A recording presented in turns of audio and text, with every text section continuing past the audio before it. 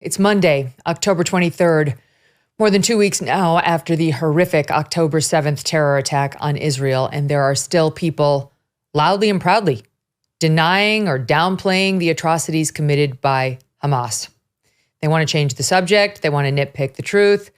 We cannot let this happen.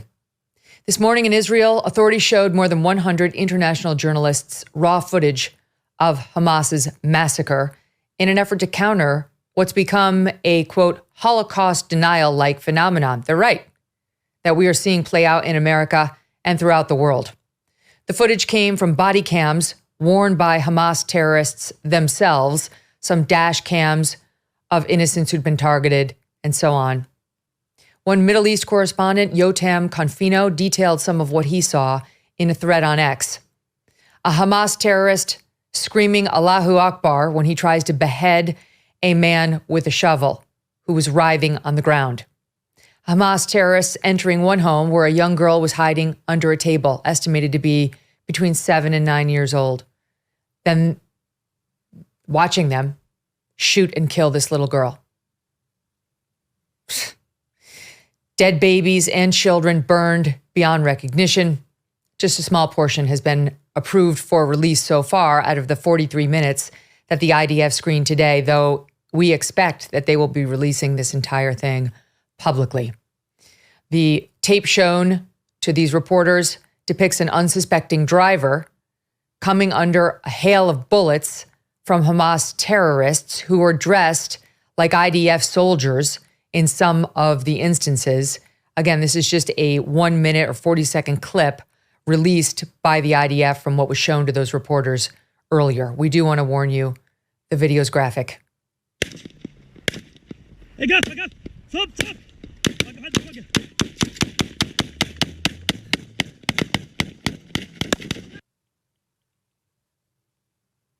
And there's plenty more of that.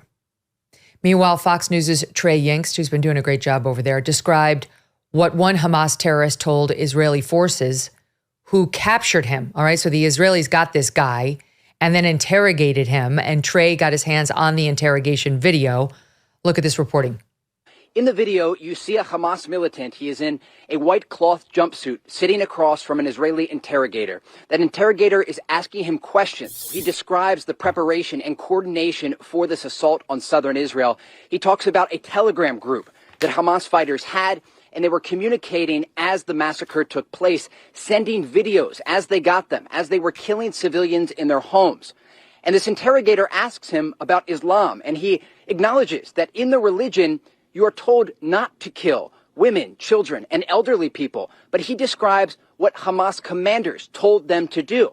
He says that commanders said they could do whatever they felt like doing, and that this was a suicide mission, telling them they should not plan on coming back. He says commanders told them to step on the heads of civilians, to behead them, and do whatever they felt like. He went on to talk about how Hamas and ISIS are being compared. The interrogator asked him about this comparison, and he agreed. He said, we burned, we slaughtered, and beheaded people. And this interrogator was pushing this Hamas fighter and this militant to get more information from him. And he said, we became animals, things that humans do not do. Trey reported some of what he saw as too graphic and horrific to even describe on air. In another effort to counter the denials that we are seeing, or the dismissals in so many cases, a group of forensic pathologists who examined bodies of the victims in Israel went public over the weekend, saying they have seen, quote, many bodies, including those of babies, without heads.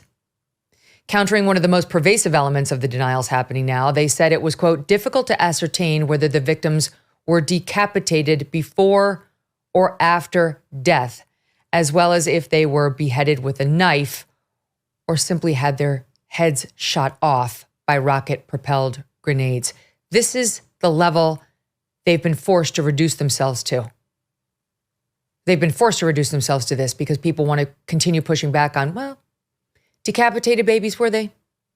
Was the point to decapitate them, or was it incidental post-mortem? What in the actual F? And yet the reality of what happened has been well documented now. They have been forced, the Israelis, to walk us through every last horrific detail. Well, as autumn settles in, the Christmas decorations have already made their grand entrance. But before we allow the shopping stress to take over, take a moment. Take a moment to think about this. Many families have decided to embrace experiences and family gifts instead of the frenzy of individual shopping. Now is the perfect time to order the ultimate family gift, and that is a Michael Phelps swim spa by Master Spas. A Michael Phelps swim spa by Master Spas combines the benefits of a pool and a hot tub. Michael Phelps swim spas come in a variety of sizes to complement almost any yard, even if it's a small one.